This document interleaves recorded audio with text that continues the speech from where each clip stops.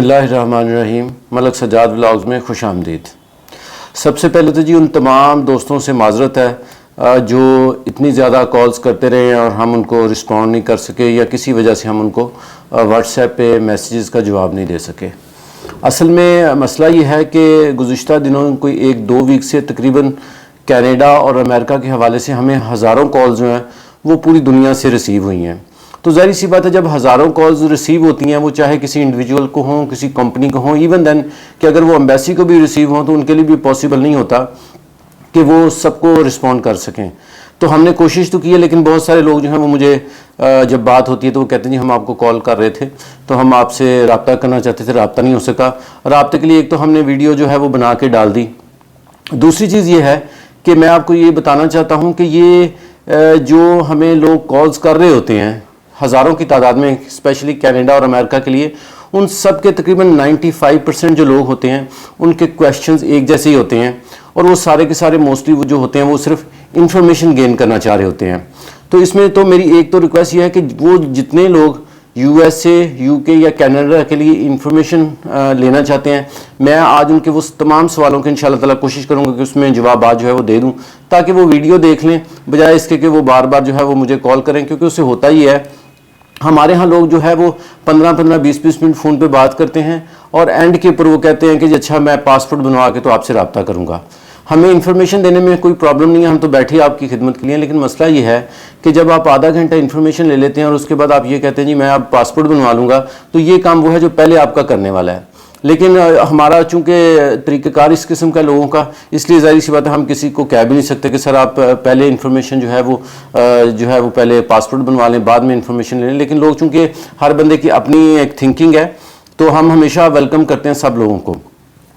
Canada visit वीज़े के हवाले से जो हज़ारों कॉल्स आई हैं मुझे पूरी दुनिया से, ओमान से, कतर से, बाहर के सारे मुल्कों से, उसमें कुछ सवालात जो हैं वो बहुत ज़्यादा कॉमन हैं, जिनके मैं सवालात के जवाब आपको देने लगा हूँ ताकि आपके जहन में हो कि मैं जो कह रहा हूँ वो किस हद तक सदाकत पर मबनी है, ताकि आपको जो बेसिक इन्फॉर्मेशन है उसके लिए मुझे बार बार कॉल ना करनी पड़े।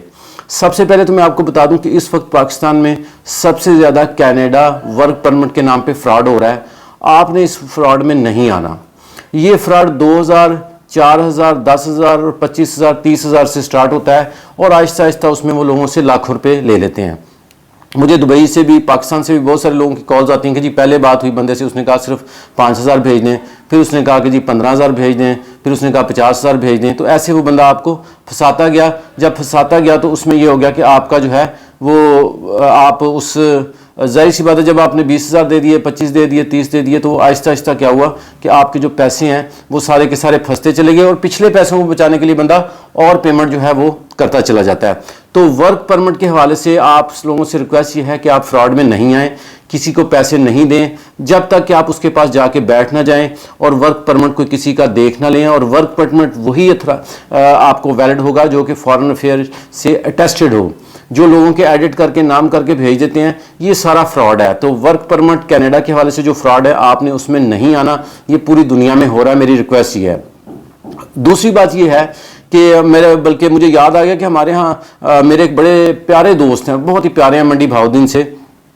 तो मुझे वो 2-3 दिन पहले जो है वो मिलने के लिए आए, तो मुझे कहते यार सजाद भाई आप जो है वो हमारे साथ डिनर करें। मैं उनके पास गया, उनके साथ बड़ा अच्छा हमने जो है वो डिनर किया उनके साथ। तो उन्होंने मुझे बताया कि सजाद भाई मंडी भाउद्दीन में एक बड़ा ही ज़बरदस्त फ्रॉड चल रहा है। वो ये है कि वो वहाँ पे चूँकि डन बेस का बड़ा काम है, तो एक बंदे ने डन बेस के ऊपर जो है वो लोगों से कहा जी मैं आपसे कोई पैसा नहीं लूँगा और आपको वीज़े लगवा के दूंगा, बस आप मुझे पासपोर्ट जमा करवाते जाएँ।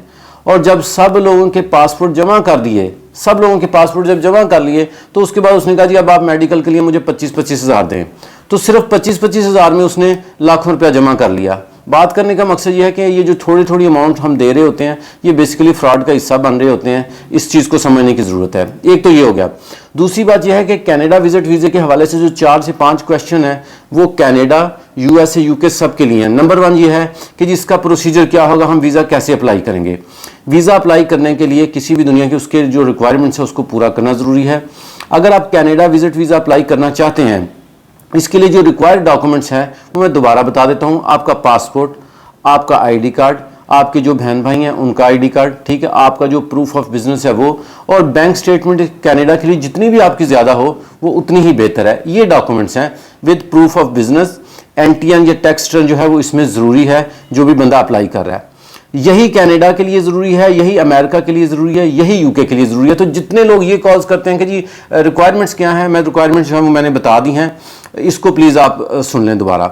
दूसरी बात ये है कि इसकी फ़ीस कितनी है। तो फीस जो है वो एम्बेसी की जो फ़ीस है इस वक्त जो कैनेडियन डॉलर के हिसाब से वो पाकिस्तानी कोई 35-36 हज़ार रुपया जो है वो फीस है जो कनाडा के लिए है। अगर हम अमेरिका की बात करें तो ये फ़ीस कोई 38 हज़ार के करीब है। ठीक है, तो ये जो फीसेज हैं, ये जितनी भी फीसेज हैं ये 40 हज़ार से कम ही हैं, 40 हज़ार से ज़्यादा नहीं है। कोई कंसल्टेंट आपने जो भी हायर किया उसकी जो भी फीस है उसके पॉइंट ऑफ व्यू से आप उसको पे कर सकते हैं। अच्छा, उसके बाद जो है ये बैंक स्टेटमेंट का लोग बहुत पूछते हैं जी क्लोजिंग बैलेंस कितना हो, तो मैंने आपको बता दिया है कि क्लोजिंग बैलेंस जो है वो कम से कम जो है वो एक बंदे का 8-10 लाख रुपया होना चाहिए। उसके बाद लोग इमिग्रेशन के बारे में बहुत ज़्यादा सवाल करते हैं। देखें, इमिग्रेशन जो होता है वो बेस करता है सारा का सारा आपके पॉइंट सिस्टम के ऊपर, जो कि बहुत कम लोग उसको मीट कर पाते हैं। इसलिए इमिग्रेशन जब आप कर देते हैं तो इमिग्रेशन अगर आप उसमें फाल भी करते हैं तो एक सब्र आज़मा काम है, काफ़ी टाइम लग जाता है। इमिग्रेशन से मेरी ज़ाती राय यह है कि अगर आपके पास बहुत टाइम है तो इमिग्रेशन अप्लाई करें, और अगर टाइम ज़्यादा नहीं है तो फिर आप यूके, यूएसए या कनाडा का जो विजिट वीज़ा है वो अप्लाई कर लें। यूएसए के हवाले से लोग जो है वो बहुत ज़्यादा पूछते हैं कि जी ये बताएं कि इसमें जो है वो अपॉइंटमेंट कब की मिल रही है। तो मैं बता दूं कि अपॉइंटमेंट 2023 की ही मिल रही है, इससे नीचे नहीं है। अगर किसी की कोई एमरजेंसी डिक्लेयर है तो उसको जल्दी भी मिल जाती है। अभी हमने दोबारा यूएसए की एक अपॉइंटमेंट जो है वो अपने भाई हैं मियाँ वाली से, मलक मनान, उनकी ली है। उनकी 8 दिन के बाद की मिल गई है, सिर्फ 8 दिन बाद की जो है वो हमें अपॉइंटमेंट मिल रही है। 2 दिन बाद की भी मिल रही थी। अमेरिकन एम्बेसी जो है वो अगर इन केस ऑफ एमरजेंसी है, कोई गेम है, कोई गेम का प्लेयर है या कोई भी ऐसा मैटर है जिसमें अर्जेंट चाहिए तो वो बिल्कुल वो उसको देते हैं। ये हो गया। दूसरी बात, लोग ये पूछते हैं कि जी कनाडा और अमेरिका के बारे में जी टाइम कितना एम्बेसी लगाती है। टाइम के हवाले से मैं बता दूं, जो एम्बेसी है, जो कैनेडियन एम्बेसी है, ये 2 महीने भी लगा देती है, 4 भी लगा देती है, 6 भी लगा देती है। ये उनके अपने ऊपर है, केस टू केस वेरी करता है। यूएसए की जो एम्बेसी है वो सेम टाइम जब आपका interview with yes and no आपको वापस कर देती है। इसी तरह जब आप बात करते हैं यूके के लिए तो वो भी आपको 1.5-2 महीने 2.5 महीने में पासपोर्ट वापस कर जाता है। ठीक है, बहुत सारे लोग ये पूछते हैं जी रेशो बताएं। देखें, ये जो रेशो है ना, ये बंदे को दिल को तसल्ली देने वाली बात होती है। बहुत सारे लोग मेरे पास ऑफिस में भी आते हैं, कहते हैं सर आप कोई वीज़ा दिखा सकते हैं कि हाँ आपका कोई वीज़ा लगा हो, या इस वक्त रेशो क्या चल रही है। देखें, रेशो जो है ना उस पर आप कभी ना जाएं, ना उसके ऊपर एतबार करें। हर बंदे का केस अपना अपना होता है। अगर 100% भी रेशो चल रही है और आपके कागज़ पूरे नहीं है तो आपका वीज़ा नहीं लगना, ये बात आप जहन में बिठा लें। और अगर 90% वीज़ा नहीं लग रहे और आपके डॉक्यूमेंट्स पूरे हैं तो अल्लाह का नाम लेके आप अप्लाई करें, आपका वीज़ा लग जाएगा। तो रेशो के हवाले से बहुत ज़्यादा सवालात करते हैं। यूरोप के हवाले से जो है शेंजन जो स्टेट्स हैं उसके हवाले से लोग अपॉइंटमेंट्स का बड़ा पूछते हैं जी अपॉइंटमेंट्स कैसे मिलेगी।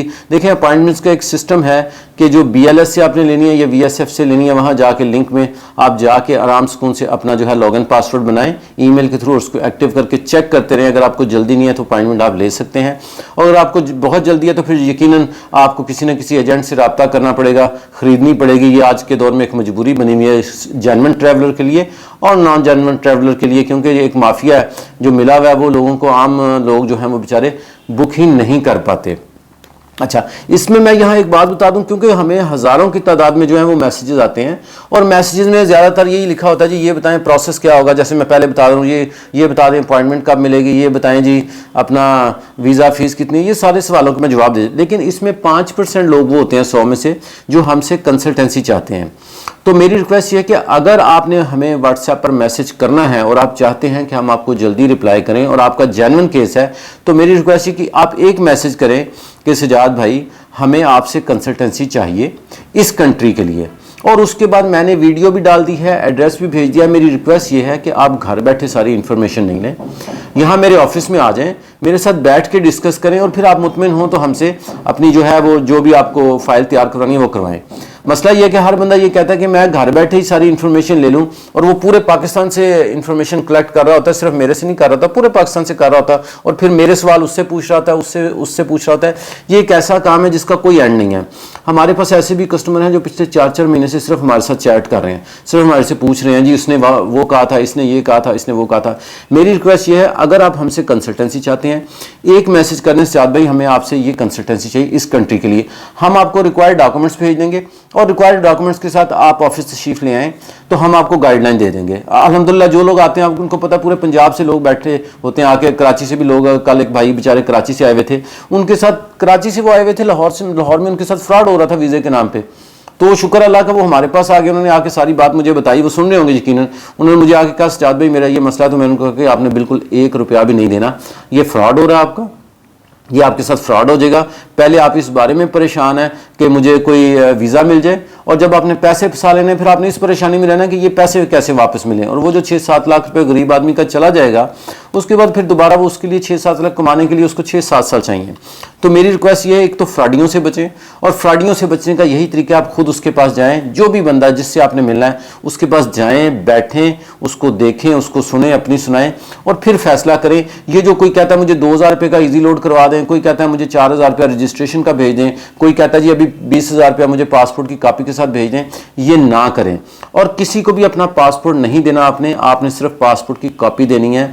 यूएसए, यूके, कनाडा के लिए पासपोर्ट नहीं चाहिए होता, इस बात को आप प्लीज ध्यान में रखें।